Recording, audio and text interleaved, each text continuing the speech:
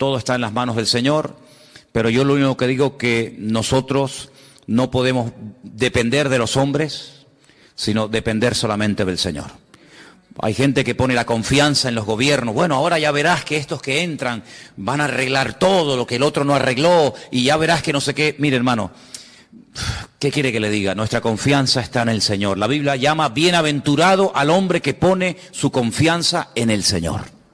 Estamos viendo que el único que no falla y el único que es fiel y el único que sabe hacer bien las cosas es nuestro Dios. Los hombres ahí están que se pelean, que se van, que entran, que sí, que te apoyo, que no te apoyo, que me abstengo, que no sé qué, que no sé cuánto. Y uno ve en lo natural, yo siempre cuántas veces lo he dicho, uno ve en lo natural el reflejo de cómo están las vidas de esa gente. Espiritualmente están destrozados. La inmensa mayoría de los que están ahí tratando de ponerse de acuerdo para hacer algo a favor de este país, la inmensa mayoría son ateos. Y lo han dicho. No, que no creen en Dios, que son ateos, que Dios es una cosa para la familia, pero que eso no tiene nada que ver. Y así vas. Si el hombre buscara a Dios, si todos esos que no saben lo que hacer dijeran, vamos a ver, Rajoy, el del PSOE, el Coleta, el otro y el otro, dijeran, vamos a ver, vamos a hacer 3 días de oración y ayuno a nivel nacional. Y tú ves a todos los políticos en el Congreso, 3 días en la Moncloa sin salir, orando, leyendo la Biblia y buscando del Señor, humillándose delante de Dios. Qué diferente sería todo, ¿eh? Madre mía, cuántas bendiciones y cosas hermosas podrían salir de un encuentro así, pero no lo van a hacer, no lo van a hacer, ¿verdad? Entonces dice la Biblia que son ciegos que intentan guiar a otros ciegos, y dice la Biblia que si 2 ciegos se juntan, los 2 van a caer en el mismo hoyo, porque los 2 están ciegos, ¿eh? Así que buscamos a Dios, confiamos en el Señor, en su promesa y en su palabra, y todo lo que los hombres tengan que arreglar, que lo arreglen ellos, pero nuestra confianza está en el Señor. Amén, hermanos, bendito sea Dios. Sabemos que el año pasado pasó algo tremendo, miles y miles de personas mayores, ya jubiladas, que tenían sus ahorros de toda la vida ahí metidos en el banco ya para retirarse y tener una jubilación tranquila. Resulta que desapareció el dinero y se esfumaron todos los sueños y la tranquilidad, la falsa tranquilidad que produce el dinero, porque no cabe la menor duda de que cuando uno tiene dinero y te sobra, pues en un momento determinado pues puedes tener una tranquilidad, ¿no? Decir, oye, pues tengo un dinerito y tal, y qué mal se pasa y qué mal cuando una persona ha ahorrado toda su vida y de repente los hombres se quedan con todos tus ahorros. Pero ahí hay una lección de que donde tenemos que hacernos tesoros es en el reino de Dios, porque los tesoros de la tierra se fuman, los tesoros de la tierra se volatilizan, son como neblina, hoy los tienes y mañana no los tienes. ¿Cuántas personas en este país hace 3, 4, 5 años atrás tenían trabajo, coches, casas, viajaban, compraban y no sé qué, y hoy en día están arruinados? No es que no tengan dinero, es que están arruinados con a veces hasta miles y millones de euros de deuda. Y uno dice, al final resulta que los que tenían tanto están peor que los que toda la vida hemos dependido el día a día del Señor. Porque yo he hablado con gente que ha tenido mucho dinero y están deprimidos, amargados, escondidos, en fin, lo han perdido todo. Y cuando uno ha estado arriba y de repente te lo quitan todo, no sabe adaptarse después a una vida, digamos, a una vida normal. En estos días estaba leyendo un libro, o uno de los libros que estoy leyendo, y en uno de ellos decía que en los tiempos de la Biblia, ya lo dije una vez, en los tiempos de la Biblia se vivía el día a día. Eso ya hoy en día prácticamente no existe. En algunos países sí, pero aquí, por ejemplo, la gente quiere tener, digamos, el mes arregladito, ¿no? Tengo para pagar el mes de la hipoteca o el mes del alquiler, ya están tranquilos. Y tengo el mes solucionado. Y en la Biblia no se vivía así. En la Biblia se vivía el día a día. Basta a cada día su propio afán, su propio mal. Y el pan nuestro de cada día. Así se vivía en el tiempo de la Biblia. Entonces, si nosotros dependemos día a día del Señor, no vamos a estar agobiados, porque mira, se dice, es que faltan todavía 20 días para terminar el mes. Pero no lo mires así, vive el día a día y el Señor te va a sorprender y te va a proveer el alimento, la comida, lo que sea necesario para el día a día. Y también leía en ese libro algo que me llamó mucho la atención. Yo no digo que tengamos que volver a eso, pero dicen que en los tiempos de la Biblia la gente comía 2 veces al día. Y yo digo, qué curioso, ¿no? yo creo que todos comemos de más. Es decir, si nosotros ahora mismo nos quedáramos 15 días sin comer, seguro que nadie se moría. Hombre, fatiga tendríamos todo, a ver si me entiende. Pero seguro que con todos los michelines y con toda la grasa y con todo lo que llevamos dentro, pues en la Biblia se comía 2 veces al día y estaban contentos. Sin embargo, hoy en día, mínimo, 3, y como tengas chicos jóvenes, pues 4 o 5, ¿eh? Y como estés aburrido en casa, venga, y hay gente que cuando están ansiosos y están nerviosos les da por comer. ¿Qué te parece, amigo? Y a otros les da por comprar, y a otros les da por cualquier otra cosa.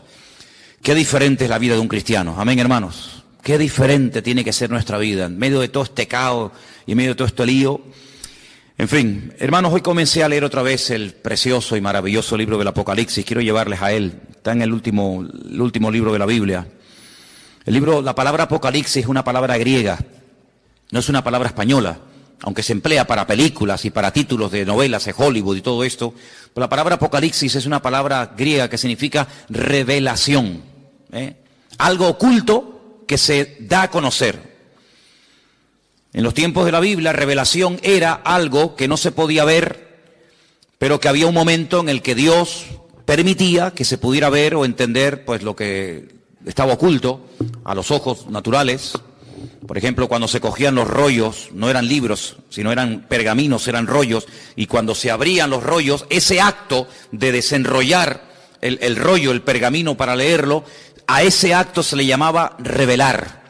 Porque era algo que estaba oculto, no era como hoy en día. Yo veo que muchos de ustedes, y espero que todos, tengan su Biblia particular. Entonces lo que yo voy a leer hoy, usted en su casa lo puede leer cuando quiera, porque hoy en día todos tenemos Biblia. Por ejemplo, una de las cosas que quiero hacer este año, ya se lo anticipo, y estoy moviéndome un poquito y tengo que hablar con Margarita y tal, es hacer una campaña de distribución de Biblias. Por ejemplo, a mí me encantaría que este año nos pusiéramos todos de acuerdo y pudiéramos decir, vamos a repartir a lo largo del año, por ejemplo, por poner algo, 1000 Biblias. Entre los hermanos del norte y nosotros vamos a ponernos de acuerdo y distribuir 1000 Biblias. Entonces hoy me dio por meterme en internet y vi que hay Biblias enteras, del Génesis hasta el Apocalipsis, por $2.50.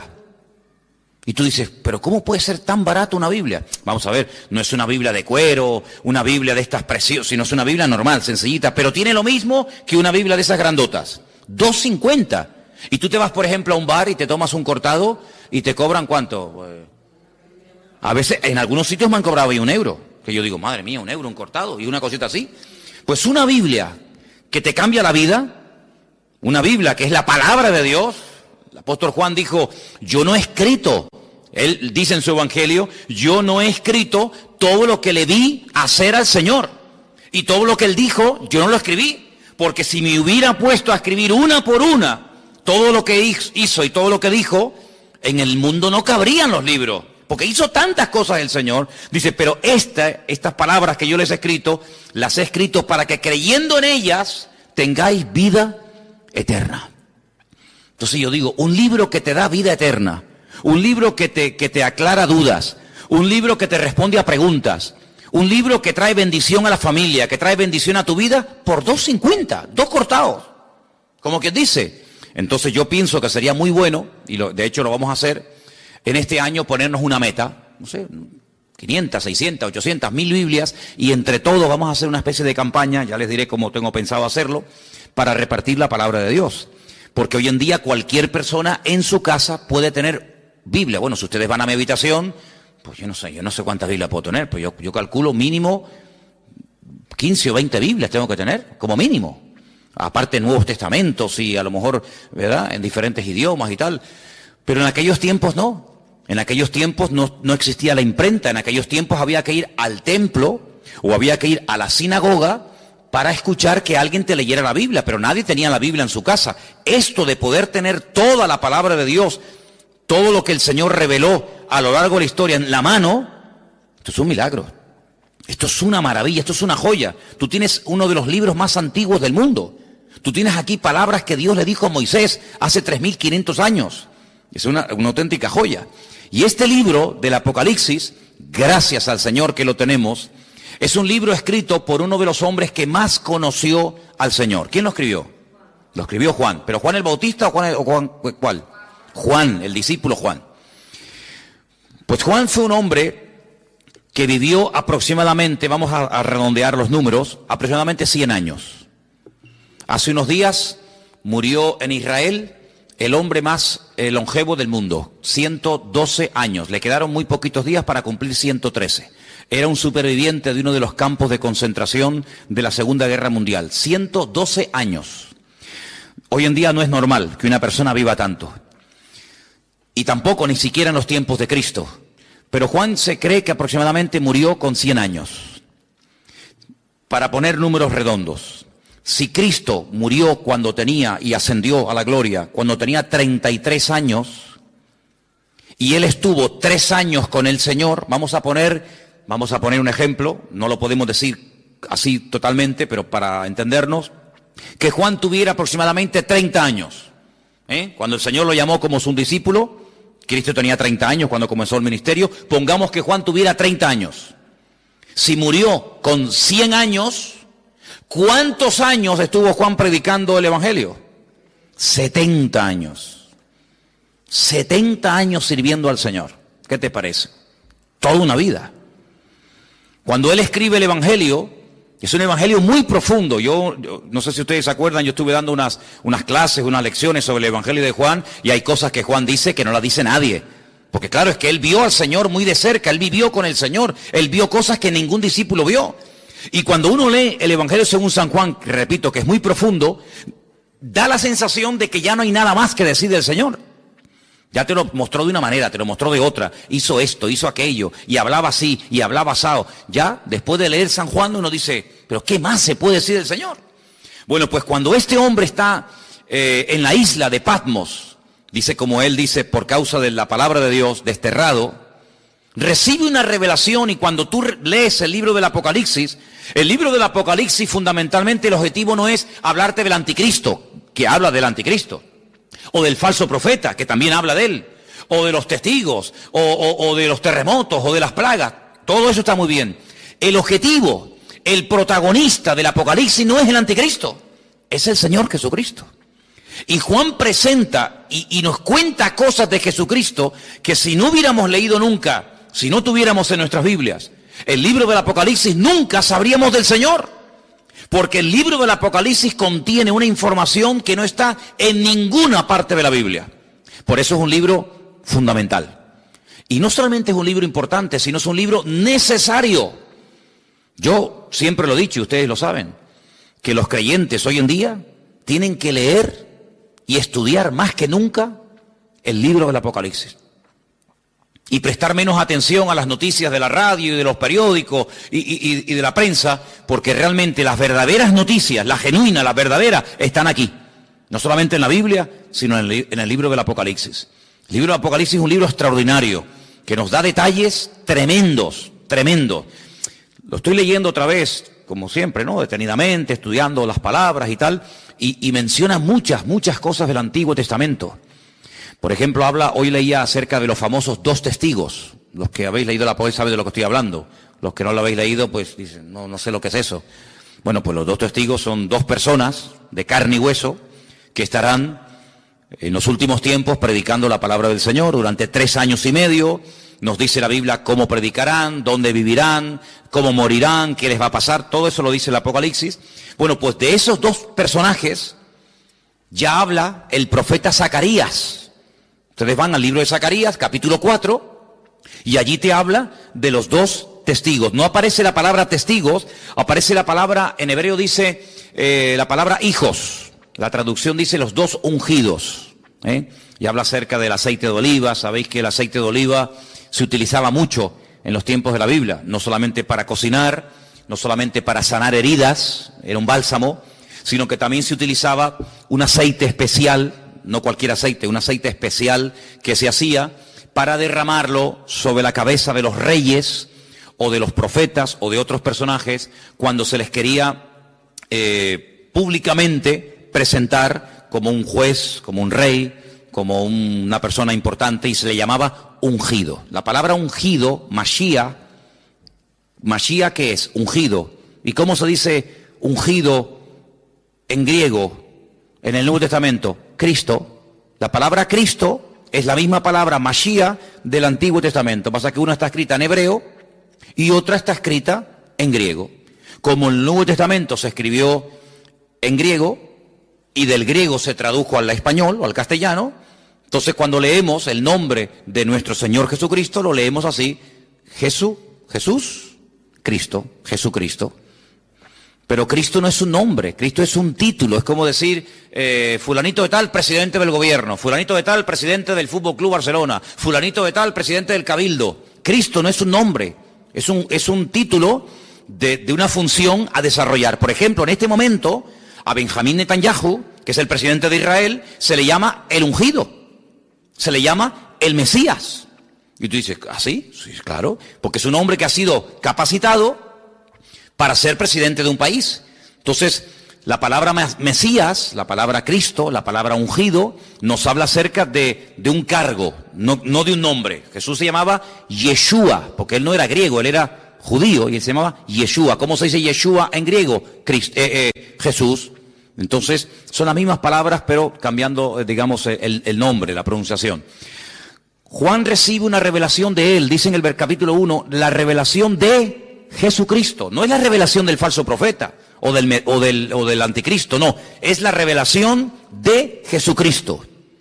Si quieres conocer mucho de Cristo, tienes que leer los evangelios, Mateo, Marcos, Lucas y Juan, pero también el Apocalipsis. Y dice, esta revelación de Jesucristo, Dios se la dio para manifestar a sus siervos las cosas que deben de suceder pronto. Y la declaró enviándola por medio de su ángel a su siervo Juan. Juan, cuando escribió este libro, dice que lo que él estaba escribiendo iba a suceder pronto. ¿Y cuándo escribió Juan este libro? En el siglo I. Y en el siglo I, cuando él está escribiendo, dice, lo que yo estoy escribiendo ahora, prepárense que esto se va a producir pronto. Pues si eso lo dijo en el siglo I, ahora en el siglo XXI, estamos más cerca que nunca de los acontecimientos finales, ¿sí o no? Es interesante, ¿verdad?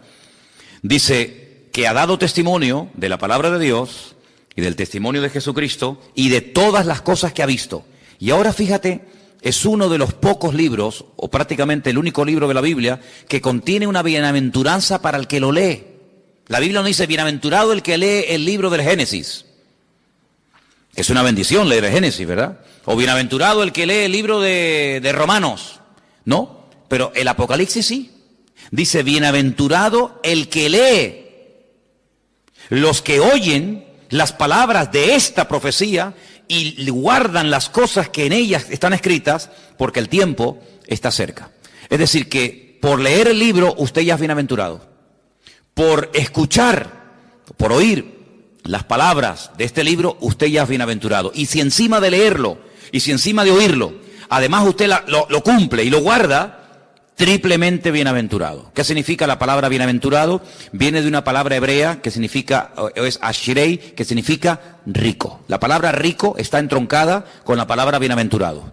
Un bienaventurado, espiritualmente hablando, según el concepto bíblico, es una persona rica, espiritualmente hablando. La riqueza bíblica espiritual no tiene nada que ver con la riqueza material, ¿vale? Hay personas en la Biblia que no eran ricos materialmente hablando, pero espiritualmente hablando eran multimillonarios. Y hay personas tremendamente ricas en la Biblia que la Biblia dice que eran unos necios. Así que la riqueza material muchas veces no tiene nada que ver con la riqueza espiritual. A veces la gente dice, ay, mira, no tiene mucha fe porque no tiene dinero, como si la fe se midiera por el dinero. Cuando yo siempre he dicho que es más difícil, mucho más difícil, vivir con poco que vivir con demasiado. ¿Sí o no? Si yo le doy a usted todos los meses 10.000 euros, que no los tengo, a ver si me entiende, pero si yo le diera a usted, o le dieran a usted 10.000 euros, ¿sería muy difícil la vida para ti? Uy, ¿ahora qué compro? ¿Compro el jabón más barato o el más caro? ¿Compro el champú que está muy rico o compro el más baratito? No habría problema, porque cualquier persona, pienso que en un día, 2, media hora, se adaptaría a vivir con 10.000 euros por mes. ¿Sí o no? Sin ningún problema. Pero si a usted le dan todos los meses 200 euros, entonces sí hay que hacer numeritos, Yo creo que a la ministra, a la persona que nombre ministro de Economía, tendrían que nombrar en este país a un ama de casa. No a un político de estos que le van a dar 10.000 euros por mes. Eso lo hace cualquiera, no. Tendrían que nombrar a una ama de casa, una mujer que tiene un sueldo pequeñito, que saca a los hijos adelante. Yo nombraría de ministra de Finanzas o de, ¿cómo se llama?, de Economía en este país, a una ama de casa, porque esas sí que saben administrar el dinero.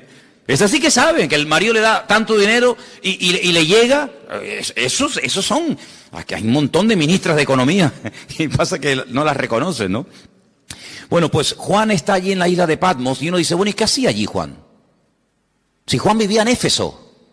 Ustedes saben que cuando el Señor Jesucristo estaba en la cruz, le dijo a Juan que se encargara de su madre, porque Cristo iba a morir, y entonces María, según la tradición cuenta, pues resulta de que se fue a vivir con Éfeso, y allí estuvo con el apóstol Juan.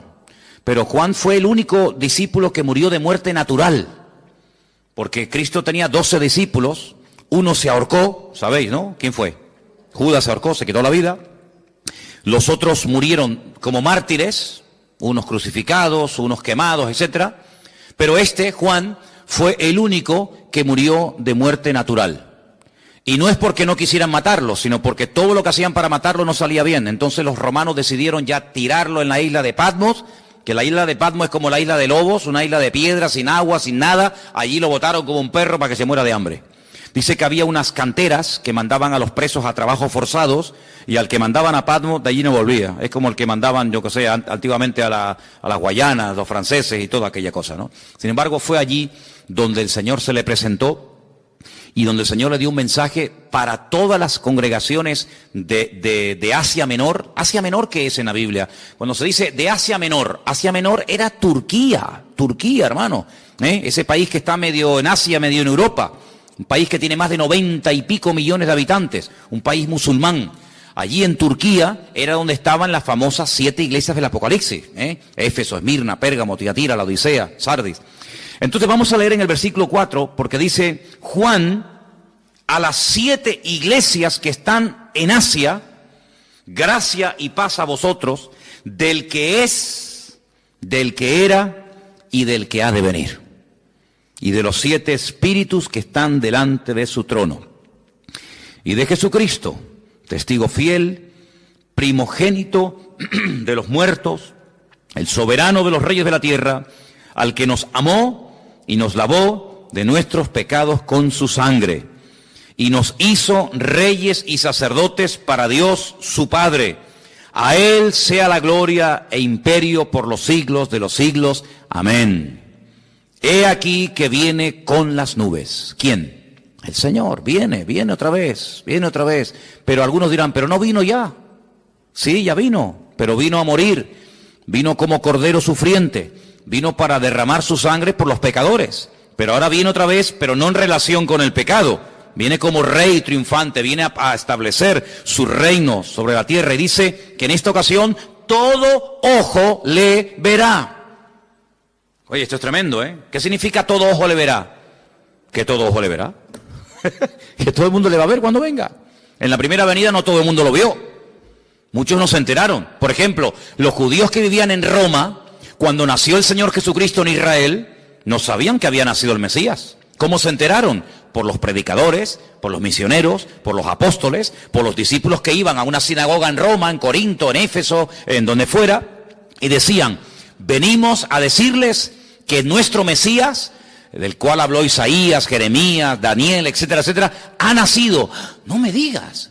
Sí, ha nacido. Claro, no había radio, no había internet, no había televisión, no había nada. ¿Cómo se enteraba la gente? A través de los predicadores. Ahora se dan cuenta ustedes lo importante que era predicar. Por eso dice Pablo, ¿y cómo van a creer si no hay nadie que les predique? No había Biblias, no había emisoras cristianas, no había radio, no había nada.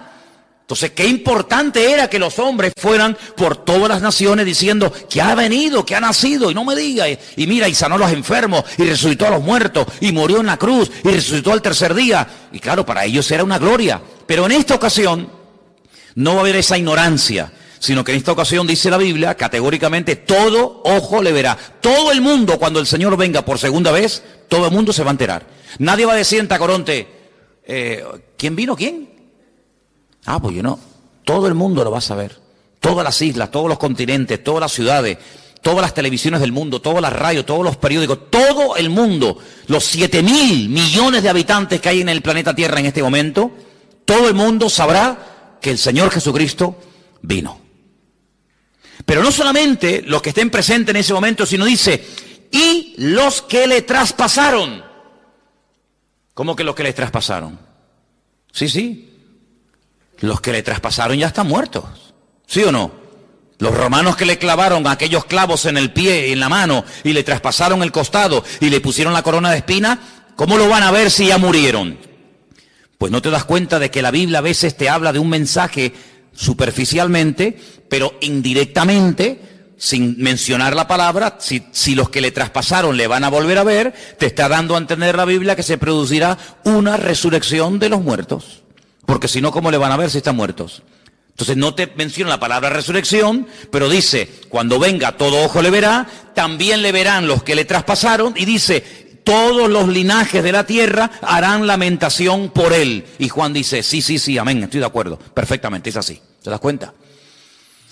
La palabra amén, cuando tú pones la palabra, por ejemplo, si buscas la palabra en hebreo fe, la palabra que se emplea para fe, generalmente la palabra emuná. Emuná es fe en hebreo. Se puede traducir como fe o también como confianza, pero generalmente es fe. La palabra emuná, dentro de la palabra está la palabra amén. Si tú, en hebreo, hay algo muy bonito, y es que dentro de una palabra hay una, dos o tres palabras. Incluso a veces de una palabra, no de todas, cuidado, pero a veces hay palabras en hebreo que de una palabra puedes sacar 750 palabras diferentes. Y usted dice, ¿cómo? De una palabra, combinando las palabras, por ejemplo, poniendo la P aquí, la H allí, la M por acá, la L por allá, de una misma palabra, haciendo combinaciones, pueden sacar hasta 750 términos diferentes. Entonces la palabra amén está dentro, tú la ves, tú ves la palabra emuná en hebreo y ves que pone dentro amén. Porque cuando decimos amén, cuando nosotros los creyentes decimos amén, que es un acróstico, pues estamos diciendo que tengo fe en afirmar lo que esa persona está diciendo. Cuando yo digo, hermano, el Señor Jesucristo vendrá, amén. Cuando usted dice amén, está diciendo de una forma resumida, tengo fe en lo que tú estás diciendo y lo firmo. Tengo fe de que el Señor volverá otra vez. Pero para no decir, tengo fe en que el Señor volverá otra vez, usted dice simplemente, amén. Y diciendo amén, usted afirma como que usted está de acuerdo con la afirmación que se acaba de decir. Por eso digo muchas veces, no diga amén a todo lo que se oye. Porque cuando usted dice amén a todo, quiere decir que está de acuerdo con todo lo que se está diciendo. Así que piénselo bien. Así que el Señor dice, yo soy el alfa y la omega. Yo me imagino que todos lo sabrán, pero cuando leía esta mañana el Apocalipsis en la versión hebrea, no dice evidentemente el alfa y el omega, porque el alfa y la omega es la primera y la última letra del alfabeto griego, ¿vale? En nuestro idioma sería la A y la Z. Yo soy la A y la Z. En hebreo yo soy la Aleph y yo soy la Tav, ¿vale? El principio y el fin, dice el Señor, el que es, el que era y el que ha de venir, el Todopoderoso, ¿vale? El Todopoderoso, el eterno Dios. El nombre de Dios lo hemos explicado 1.000.000 de veces. El nombre de Dios es un nombre que no tiene vocales. Es un nombre que solamente tiene consonantes. Son Yod, Hei, Bat, Hei. A menos que usted le ponga vocales a esas letras, no se pueden pronunciar, porque ¿cómo vamos a pronunciar una palabra si no tiene vocales? Se une la consonante con la vocal y entonces creamos las sílabas y las palabras. Entonces el nombre de Dios es un nombre aparentemente impronunciable porque cuando se escribió originalmente no tenía vocales. Pero si usted ve cómo se escribe el verbo ser y el nombre propio de Dios, que son esas famosas 4 letras que se llama el famoso tetragramatón, dentro del nombre de Dios usted puede ver que está escrito el verbo ser. ¿Por qué? Porque Dios es la existencia. Dios es el que da existencia. Él no depende de nada ni de nadie para existir. Nosotros sí. Si nuestros padres no se hubieran conocido y de esa relación no hubiéramos nacido nosotros, ¿de dónde hubiéramos salido? De ninguna parte. Luego nosotros somos los hijos de nuestros padres y los padres eran los hijos de nuestros abuelos y así sucesivamente. Pero si llegamos a Dios, y la pregunta que yo me hacía antes de aceptar al Señor, que ya lógicamente la tengo clarísima, pero en aquel tiempo me torturaba, era una tortura terrible, ¿de dónde salió Dios? ¿Quién lo creó? ¿Quién lo hizo?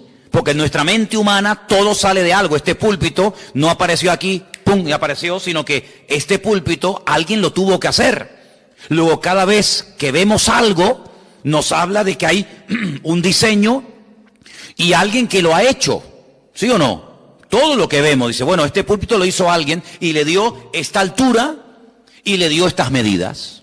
El púlpito no decidió ser de esta forma, podía ser semicircular, podía ser más alargado, más ancho, más alto. Hubo alguien que dijo, no, lo voy a hacer así. Bueno, pues ese alguien lo formó y ese alguien lo diseñó.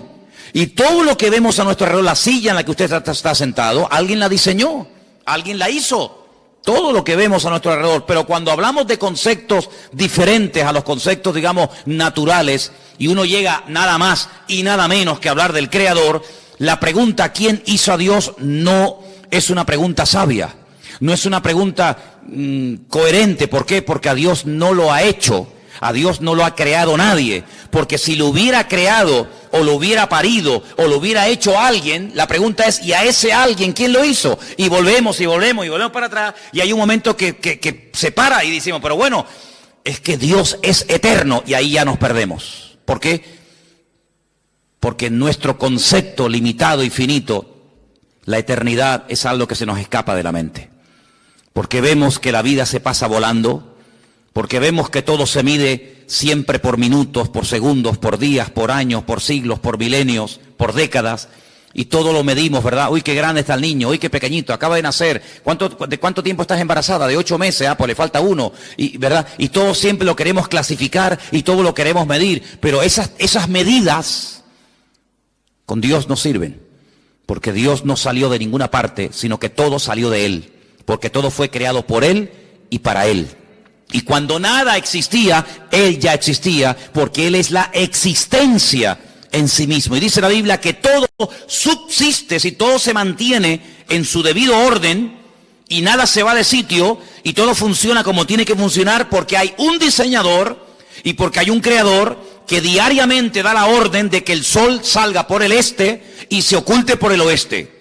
Pero bueno, eso era antes. No, eso era antes, eso era hoy y eso será siempre. El sol sí me sale por el este y se oculta por el oeste. Pero esa ley, ¿quién la dio? ¿Quién decidió que el sol saliera siempre por el mismo lado y se ocultara por el mismo lado? El creador del sol. El creador del sol. ¿Y quién es el que hace que la Tierra siempre gire en la misma dirección? Y que no diga un día, oye, voy a girar ahora en otra dirección. Todos los planetas giran en las direcciones de las agujas del reloj menos uno. Todos los planetas giran así. Pero hay uno que Dios dice, no, tú al revés, y gira al revés. ¿Quién decide eso? ¿Quién hace que hay unas flores que sean rojas, otras amarillas? ¿Quién hace todo eso? El que las diseñó, el que las creó. No es así por casualidad, sino que hay un diseñador y hay un creador, y ese Dios es la existencia misma, y por eso en su nombre propio, pues lleva la existencia, el verbo ser. Ahora ese nombre, cuando leemos, por ejemplo, algunas Biblias sale la palabra Jehová. En otras Biblias sale la palabra Adonai, o Señor. En otras Biblias aparece la palabra Yahvé, ¿no? Muy bien, todo eso está muy bien. Pero el verdadero nombre propio de Dios no tiene vocales, pero se le tuvo que poner vocales para poder pronunciarlo, ¿os dais cuenta? Y ahora, ese Dios creador, ese Dios diseñador, que es uno, Dios es uno, dice la Biblia, ese Dios amó tanto al mundo que dice que salió de él su Hijo unigénito, que al mismo tiempo su Hijo es el mismo. Y uno dice, pero ¿cómo puede haber? Porque si salió el Hijo del Padre, está el Hijo y está el Padre. Pero vamos a ver, ustedes no sois, ¿cuántos sois padres aquí? Muy bien, o madres. Bien. Pero usted es madre y usted es hija al mismo tiempo. ¿Sí o no? Lo que pasa es que a donde yo voy, por ejemplo, cuando voy a la casa de mi madre, allí soy hijo, pero cuando estoy aquí soy padre, y cuando estoy en mi casa soy marido, Y cuando estoy aquí soy pastor. Y tantas cosas al mismo tiempo, sí, no pasa nada. No tengo que dejar de ser hijo para ser padre. Puedo ser hijo y padre al mismo tiempo, y abuelo, y bisabuelo, abuelo por el camino que llevamos. Pero bueno, se puede ser muchas cosas al mismo tiempo, ¿sí o no? Pues Dios no tiene ese problema. Dios no tiene ese problema. Entonces, su hijo viene al mundo en forma humana. Claro, tuvo que venir en forma humana. Y por eso necesitó, pues, un estuche, un instrumento humano, como fue su madre. Y entonces, cuando él viene a este mundo y hace su obra, hace su ministerio, se registra en los evangelios su ministerio, pero hay muchas cosas que el Señor todavía no ha hecho. Hay muchas cosas, muchos cambios, muchas maravillas que tienen que ocurrir en la creación, en la naturaleza, en la raza humana, que no están en los evangelios. ¿Y a quién y dónde le reveló el Señor lo que todavía a él le queda por hacer? A Juan, en la isla de Patmos, a través del libro del Apocalipsis. Y esa información no era una información codificada, No sé cuántos de ustedes se acuerdan que antes había el Canal Plus, estaba codificado, ¿se acuerdan? Y si no tenías el descodificador, pues no veías la película o el partido de fútbol. Te hacía falta un aparato para descodificar una señal que tú en abierto no tenías. Bien, el libro del Apocalipsis no es un libro codificado, de tal manera que tú lo lees y dices, yo no entiendo nada. No, un momento. El libro del Apocalipsis es un libro que está muy claro, muy claro. El problema es que el lenguaje que Juan utiliza no es un lenguaje popular, no es un lenguaje que usamos cotidianamente, es un lenguaje alegórico, es un lenguaje de animales, de números y de colores, que si usted no está familiarizado con eso, usted no se va a enterar evidentemente de nada. Pero no porque el Apocalipsis sea el libro más difícil de la Biblia. No, el Apocalipsis no es el libro más difícil de la Biblia. Yo le puedo asegurar que hay otros libros de la Biblia que son más difíciles y más complicados que el Apocalipsis. Porque el Apocalipsis, lo bueno que tiene, que al ser el último, ¿me explico? Al ser el último en el canon, en la lista, toma elementos de otros libros que si usted los ha leído y los conoce, cuando llegues al Apocalipsis, ahora sé lo que es el dragón, ahora sé lo que es el caballo, ahora sé lo que es el león, ahora sé lo que es el oso. ¿Pero cómo lo sé? Porque he ido pasando por 65 libros que le preceden. Entonces, hermano, cuando usted hace todo el recorrido, claro, yo a nadie le aconsejo que se compre una Biblia por primera vez y se meta a leer el libro de Apocalipsis, porque puede tener pesadillas. Porque el pobrecito dice, madre mía, ¿y esto es la Biblia? Un dragón que sale corriendo detrás de una mujer, ¿verdad? Que echa fuego por la boca, el otro que 7 cuernos en la cabeza, dice, madre mía, ¿cómo está esta gente, no? ¿Verdad? Pero es que para poder entender el libro del Apocalipsis, primero hay algo que pocas veces se dice, pero es para mí fundamental. Y es que usted tiene que conocer al protagonista del libro del Apocalipsis. Y el protagonista del libro del Apocalipsis es nuestro Señor Jesucristo. Cuando usted lo conoce a Él, usted sabe, permítame la expresión, por dónde van los tiros. Eso es como cuando antiguamente, ya eso no existe. Pero cuando antiguamente los padres miraban a los hijos, ¿qué le estaba diciendo? Ibas de visita, ¿no? A una casa. Entonces tu padre se te quedaba mirando y te estaba diciendo, sin palabras, o te comportas, o te voy a dar un jaquimazo que te voy a poner la cabeza así para atrás. Con la mirada, era un mensaje telepático, ¿no? Te miraba así, y ya hasta agachaba la cabeza porque te estaba diciendo, te voy a dar una que te vas a enterar, sin palabras, porque ya lo conocía. Pero esa mirada se la daba a lo mejor a otro niño y el niño ni se enteraba. Cuando tú conoces a tu marido, tú sabes cuándo está enfadado y cuándo está de buen humor. Por eso hay mujeres que dicen, ahora no le digas nada, espera mañana. No, yo le digo ahora. No le digas ahora porque encima vas a cobrar. Espérate a mañana, que ya verás como mañana es otro ser humano. En la Biblia hay momentos en los que si usted no conoce al autor, usted no se va a enterar del espíritu, de la actitud, de por qué el Señor dijo eso. Y esto que le estoy diciendo no es broma, porque dice la Biblia que cuando Pedro estaba afuera con los romanos calentándose en el fuego, ¿se acuerdan? Que llegó aquella chica y le dijo, mira, acá hay otro, este es uno de ellos. Y él decía, no, yo no soy de ellos. Lea usted en la Biblia, y hay un momento en el que dice que la mirada de Cristo se cruzó con la de Pedro. Cristo le dice así. Tú estás diciendo, no, yo no le conozco, y Cristo le dice así.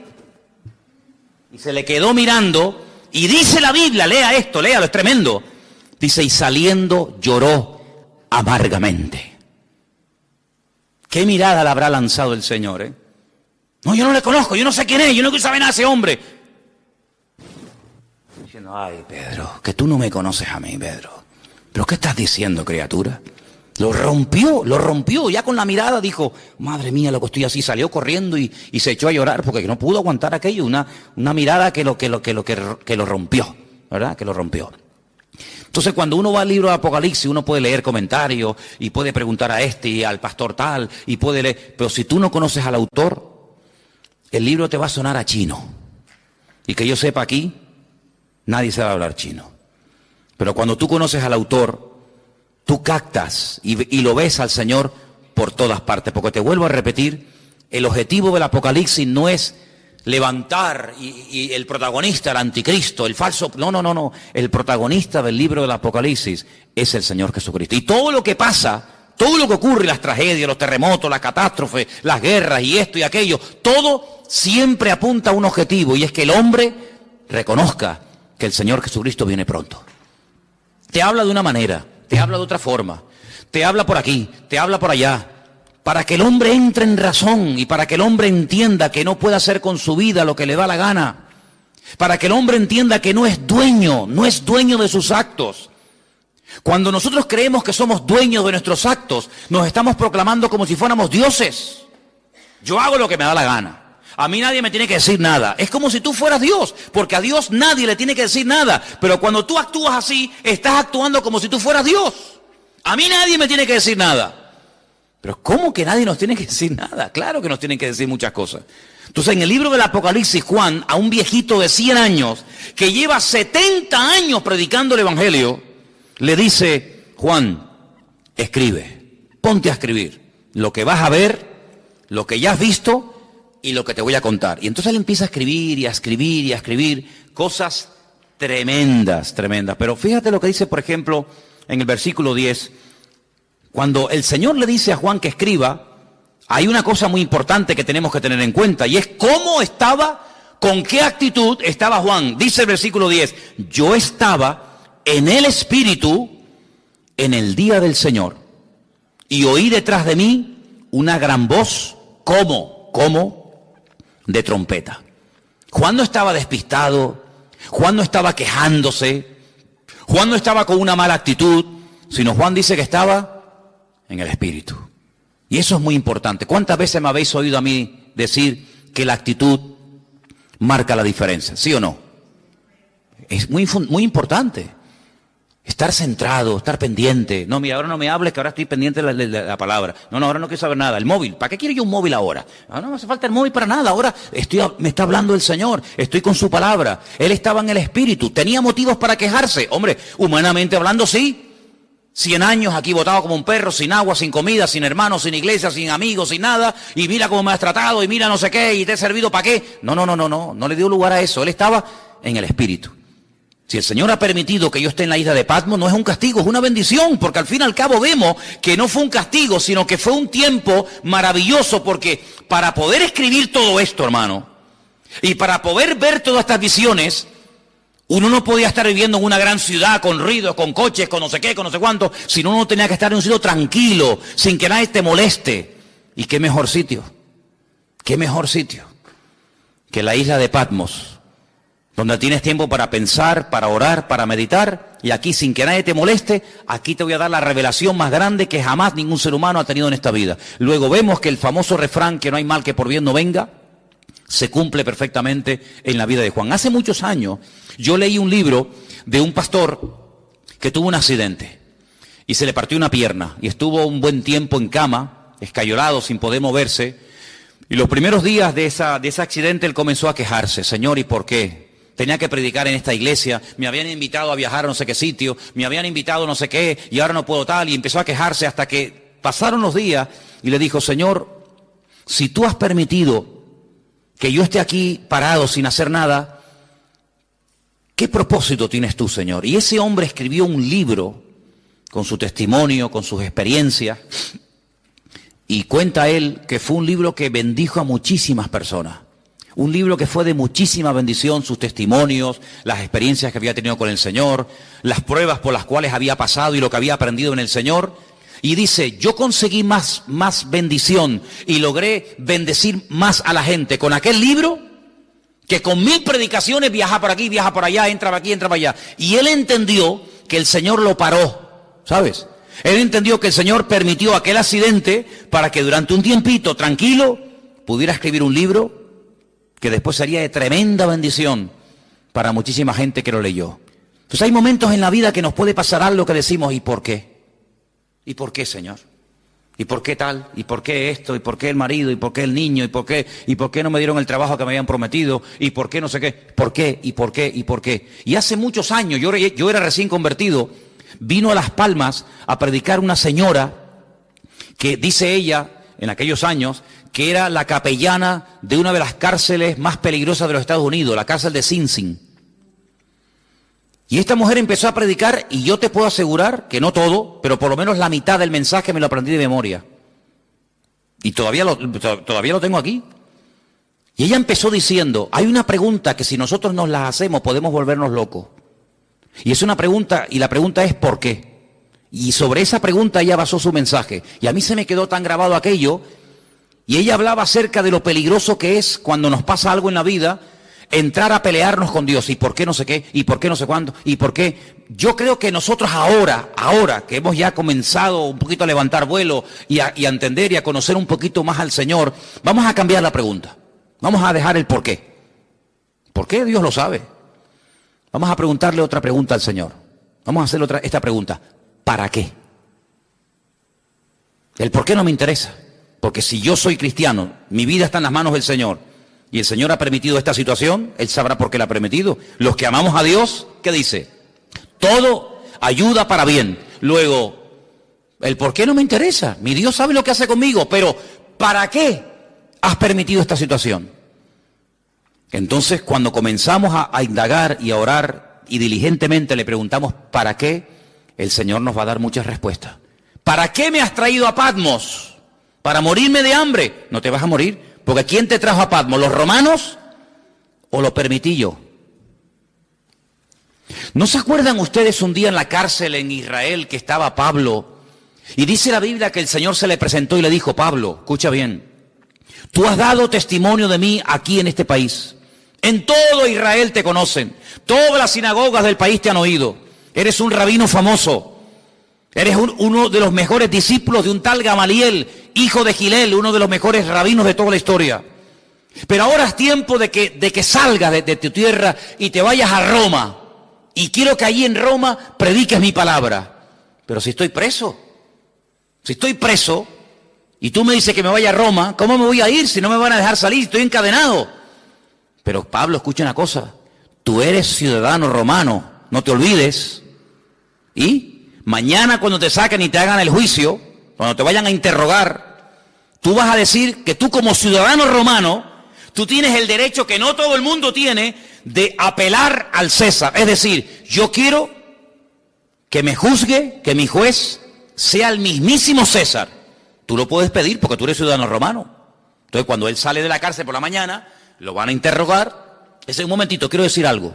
¿Qué quiere decir usted? Yo apelo al César. Quiero que el César sea mi juez. Claro, este que es un juez inferior dice, pues entonces si usted ha apelado al César, no te preocupes que usted irá al César. Llévenselo. Lo montan en un barco, ¿quién? Los romanos, y lo llevan a Roma.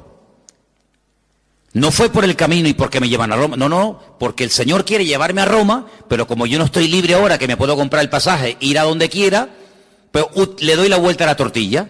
Y en vez de utilizar mi libertad, uso mi, entre comillas, encarcelamiento, pero ahora ellos me van a pagar el pasaje. No me voy a pagar ni el pasaje. Me van a pagar ustedes el pasaje, me van a pagar ustedes la comida y me van a llevar al mismísimo César de Roma. Pero ¿quién va a ir a darle testimonio al César de Roma? ¿Quién? ¿Uno por la calle? No. O un preso o uno que pertenezca a la corte de Roma.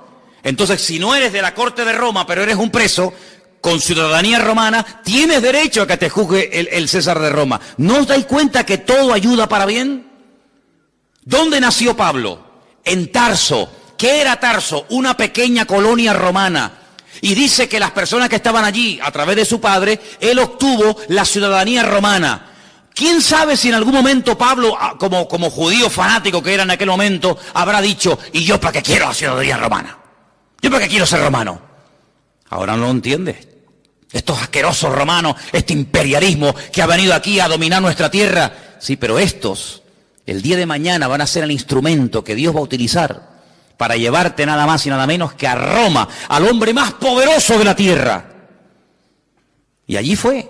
Entonces no nos damos cuenta de que la vida es como un gran puzzle, como un gran rompecabezas, donde tú miras para atrás y dices, ahora entiendo aquello y esto y lo otro, y por qué se conoció este, y por qué pasó esto. Y entonces si tú te dejas llevar por el Señor, te vas a dar cuenta de que Juan lo llevaron los romanos, pero porque en el fondo el Señor quería que Juan estuviera en la isla de Patmos, y allí tranquilito, sin que nadie te moleste, vas a recibir la revelación más grande que jamás has recibido en tu vida. Pero escucha bien esto, hermano, porque vamos terminando, para no alargar demasiado. Antes de darte revelación para otros, y antes de darte mensaje para iglesias, y para pastores, y para otras personas, el primero que tiene que recibir el mensaje eres tú. Porque la tendencia de que siempre tenemos algo que decirle a fulano o a mengano, yo no digo que esté mal, pero el primero que se tiene que aplicar el mensaje es el que lo da. Luego, yo te voy a dar mensaje para la iglesia de Éfeso, mensaje para la iglesia de Tiatira, mensaje para la iglesia de la Odisea, etcétera, etcétera. Pero el primero que tiene que verme a mí eres tú. Porque si tú le dices a los demás qué hacer, pero tú no lo haces, entonces no estás viviendo el mensaje. Y eso es algo que tenemos que tener muy claro en la vida. Primeramente, aplicarnos la palabra. Primeramente, conocer nosotros al Señor para después tener autoridad para decirle a otras personas que conozcan al Señor. ¿Qué Señor quieres que conozcas si ni siquiera tú lo conoces? Tengan fe en el Señor, pero tú estás viviendo con fe. Por eso, hermano, las experiencias que pasamos en la vida nos están capacitando. ¿Para qué? Para que después, cuando vayamos a otras personas que están pasando por el mismo o parecido problema que yo he pasado, podamos entenderlos. Por eso yo muchas veces digo, cuando alguien se hace la pregunta, ¿en qué forma tú me quieres utilizar? ¿Con qué tipo de gente tú me quieres utilizar? Analiza cómo ha sido tu vida. ¿Con qué tipo de gente tú te has movido generalmente? Por ejemplo, hay personas que se han movido toda la vida en el mundo del deporte. Pues ya está, más claro agua. Ese es el terreno en el que Dios a ti te va a utilizar, en un nivel donde este y este y este jamás van a entrar. No le van a hacer ni caso. Pero tú que eres un deportista, te vas a mover en un nivel donde todo el mundo te conoce, tú sabes lo que es una lesión, tú sabes lo que es un campeonato, tú sabes lo que es el sacrificio, ese va a ser tu campo de misión. Hay otras personas que a lo mejor son médicos, no tienen nada que ver con el deporte, pero conocen a una serie de personas que se mueven en el mundo de la medicina. Ustedes saben que los médicos hablan de un lenguaje que le están diciendo a otro colega que te estás muriendo y tú ni te enteras porque se están hablando en clave. Ahí es donde Dios te va a utilizar. ¿Con qué tipo de gente? ¿Qué tipo de inclinación tú has tenido? ¿Qué tipo de experiencia, de prueba? ¿Qué tipo de dificultades tú has tenido? Por ahí van los tiros. Por ahí donde el Señor te va a utilizar. Claro, Dios te puede abrir nuevos campos. Claro, siempre lo hace. Pero generalmente utiliza tu pasado para que después tú en el futuro puedas servir al Señor con efectividad. Porque Dios no te va a meter, a menos que te haga un milagro y una transformación, Dios no te va a meter en un terreno en el que tú no sabes moverte. Dios te va a poner en un terreno en el que tú sabes moverte. Por ejemplo, ¿quiénes son las mejores personas para ayudar a otros drogadictos a salir de la droga? Un mismo drogadicto. Ustedes saben, los chicos que vienen los domingos a la iglesia. Dino, si algún día oyen un testimonio de Dino, ese chico estuvo en la droga.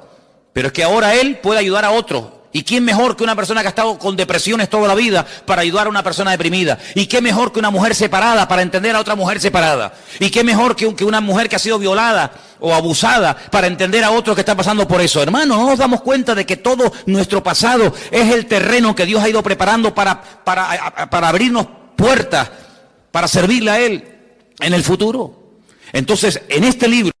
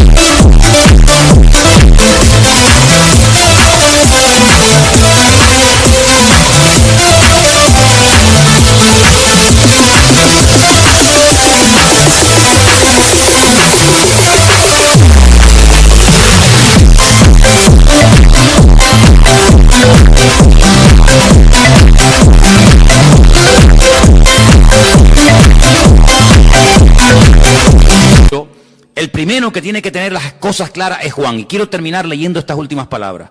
Yo estaba en el Espíritu en el día del Señor, dice versículo 10. Oí detrás de mí una voz, como de trompeta, y me dijo, yo soy el Alfa y el Omega, el primero y el último. Escribe en un libro lo que ves, envíalo a las 7 iglesias que están en Asia. Y ahora las menciona. Éfeso, Esmirna, Pérgamo, Tiatira, Sardis, Filadelfia, la Odisea. Las 7 iglesias. En su momento hablaremos de ellas. ¿Por qué estas 7 y no otras? Todo tiene una razón de ser. Pero le dijo, escribe, escribe. Ahora cuando vayamos al retiro, no sé si ya lo habéis leído, yo creo que esa parte le toca a los jóvenes. Hay un momento en el que el Señor le dice a Moisés, escribe. ¿Lo habéis leído? No lo habéis leído. Dice, escribe esto, esta batalla, lo que ha pasado hoy aquí, Moisés, escríbelo. Escríbelo para que las generaciones futuras no se olviden de lo que pasó aquí en el desierto. Interesante. Ahora le dice el Señor, Juan, escribe, escribe. ¿Por qué? Porque vas a ver tantas cosas y vas a tener tantas visiones y tantos sueños que después no te vas a acordar. Ustedes saben, hermanos, porque yo muchas veces le digo a la gente que es bueno venir a la iglesia a veces con papel y lápiz. Porque dicen las estadísticas, no las digo yo. Los expertos, los que están todo el día haciendo este tipo de estadísticas y de estudios, dicen que cuando una persona escucha un mensaje político, religioso, de la índole que sea, después de un tiempo, se puede llegar a recordar con el tiempo un 10% de lo que se oyó perfectamente. Y el otro 90%, algunos oyen 25%, pero generalmente, si yo les pregunto a ustedes dentro de 15 días de lo que yo hablé la semana pasada, muchos de ustedes ya no se acuerdan. ¿Quién es el que más se acuerda? El que lo dijo. Yo me acuerdo de los mensajes que yo he dado porque yo utilizo no solamente el haberlo estudiado, sino el haberlo dado, entonces me lo sé. Pero el que lo oyó, solamente el 10%. Pero fíjate cómo se dispara la estadística. Si una persona está escuchando una lección de un maestro, de un pastor o de quien sea, y escribe, automáticamente pasa del 10 al 80%. Es decir, usted me está escuchando a mí ahora. Si yo le pregunto a usted dentro de 3 días, muchas de las cosas que dije, algunas se acordará, otras no. Pero si usted tomó alguna nota y el 80% usted es capaz de acordarse, porque además lo tiene escrito, que si solamente lo hubiera oído. Entonces, Juan, tú vas a ver lo que yo te voy a decir de los 2 testigos. Nadie ha escrito de los 2 testigos, nadie sabe nada de esto. Yo te voy a hablar de los 144.000 sellados. Yo te voy a hablar del falso profeta. Yo te voy a hablar de los 7 sellos, de las trompetas, de las copas de la ira. Yo te voy a hablar de la mujer que huye al desierto por 1260 días. Yo te voy a hablar a ti de tantas cosas que como tú no escribas esto, tú a las 2 horas no te acuerdas. Y si tú no te acuerdas, ¿cómo le vas a pasar el mensaje a los hermanos de Garcilaso de la Vega número 13? Imposible. Entonces, ponte a escribir, Juan, ponte a escribir, porque lo que se escribe ahí queda. Y entonces dice que cuando él se vuelve para ver la voz del que hablaba con él, cuando se volvió, dice que vio 7, quédese con este dato, 7 menorás, 7 candeleros de oro, 7. Y en medio de los 7, a uno semejante al Hijo del Hombre, vestido de una ropa que le llegaba hasta los pies, y iba ceñido por el pecho con un cinturón de oro. Jesús nunca lo había visto, Juan, así, nunca lo había visto. Su cabeza y sus cabellos eran blancos como lana, como blanca lana, como nieve. Sus ojos como llama de fuego, sus pies semejantes al bronce bruñido, refulgente como en un horno. Su voz como estruendo de muchas aguas. Tenía en su diestra 7 estrellas, y de su boca salía una espada aguda de 2 filos, y su rostro era como el sol cuando resplandece en su fuerza. Cuando le vi, caí como muerto a sus pies. Esto nunca le había pasado a Juan. Juan nunca se había caído. Ese día sí. Caí como muerto a sus pies, y él puso su diestra sobre mí y me dijo, no temas, yo soy el primero y el último, el que vivo. Estuve muerto, mas he aquí que vivo por los siglos de los siglos. Amén. Y tengo las llaves de la muerte y del Hades. Escribe las cosas que has visto, las que son y las que han de ser después de esta. Y ahora le explica algo. El misterio de las 7 estrellas que has visto en mi diestra y de los 7 candeleros de oro, pone, Las 7 estrellas son los ángeles los ángeles de las 7 iglesias, y los 7 candeleros que has visto son las 7 iglesias. Y a partir de ahora, él comienza a recibir un mensaje para cada una de estas congregaciones, que ya en su momento lo analizaremos. Solamente lo que les pido es que lo lean, capítulo 3 y 4 de Apocalipsis, muy sencillito, y van a disfrutar una barbaridad, porque este libro, como nunca antes, se tiene que predicar en las iglesias. Los pastores tienen que hablar más del Apocalipsis, caramba, y se habla muy poco. A veces hay pastores que me han dicho a mí personalmente, es que yo no puedo predicar el Apocalipsis porque yo no lo entiendo.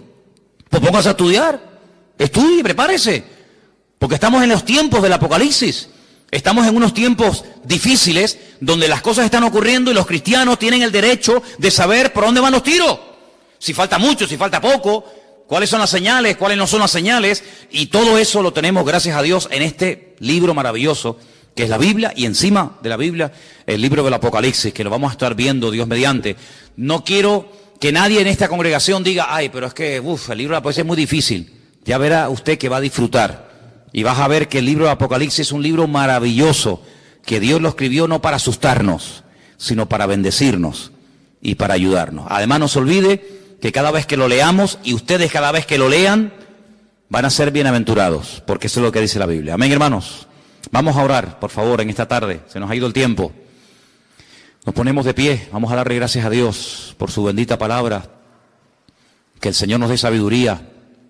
Y pido, por favor, a la iglesia que siga orando por el retiro que vamos a tener en febrero. Que puedan asistir muchos hermanos. Que podamos tener un tiempo precioso, en todos los sentidos. Los hermanos me decían al día del bautismo, oye, si el día que tuvimos el bautismo en el Puerto de la Cruz, ese día tan precioso, lo tenemos durante los días de retiro, esto es una maravilla. Digo, pues oren para que podamos tener unos días hermosos y vamos a venir muy bendecidos. Amén, hermanos. Vamos a orar. Señor, te damos gracias por tu palabra bendita. Gracias porque a través de ella aprendemos, a través de ella se abren nuestros ojos espirituales y queremos verte a ti, esa revelación maravillosa, preciosa, completa, amplia, de lo que tú eres, de lo que tú quieres hacer, Señor. Señor, te pedimos que crezca nuestra fe, que podamos cada día crecer en conocimiento, en sabiduría, en discernimiento espiritual, para que podamos servirte cada día mejor, Señor.